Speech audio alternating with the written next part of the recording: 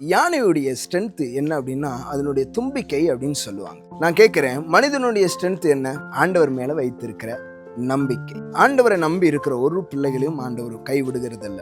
யோபு சொல்லுகிறார், என்னுடைய தோல் முதலானவைகள் மாம்சம் முதலானவைகள் அழுகி போனாலும் நான் அவர் மேல நம்பிக்கையாக இருப்பேன் என்று சொல்றார். இன்றைக்கு உங்கள் வாழ்க்கையில் எல்லாவற்றையும் இழந்து போன சூழ்நிலையில கண்ணீரோடும் வேதனையோடும் என்னுடைய நிலைமையை மாற்றுவதற்கு யாராவது உண்டா என்று சொல்லி இருப்பீர்கள் என்று சொன்னால், நான் உங்களுக்கு ஒருவரை அறிமுகப்படுத்துகிறேன். ஆண்டவராகிய இயேசு கிறிஸ்து மேல் உங்களுடைய நம்பிக்கை இருக்கும் என்று சொன்னால், நீங்கள் எதையெல்லாம் இழந்திருக்கிறீர்களோ அதையெல்லாம் திருப்பி பெற்றுக்கொள்வதற்கு ஆண்டவர் உங்களுக்கு உதவி செய்கிறவராயிருக்கிறார்.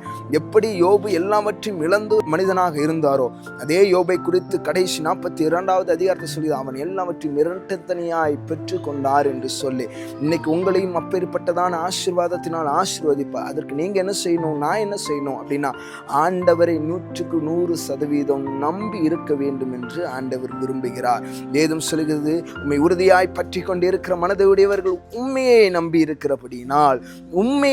இருக்கிறபடினால் அவர்களை பூரண சமாதானத்துக்குள்ளாய் கர்த்தர் நடத்துகிறவராயிருக்கிறார். ஒருவேளை இன்னைக்கு நீங்க அவரை நம்பி இருப்பீர்கள் என்று சொன்னால், உங்களை அவர் சமாதானத்துக்குள்ளாக சந்தோஷத்துக்குள்ளாக நிறைவாய் உங்களை நடத்த அவர் வல்லமையுள்ள தேவனாயிருக்கிறார். தேவன் மேல வைத்திருக்கிற அந்த நம்பிக்கையை மட்டும் ஒரு நாள் விட்டு விடாதீர்கள். God bless you. Amen.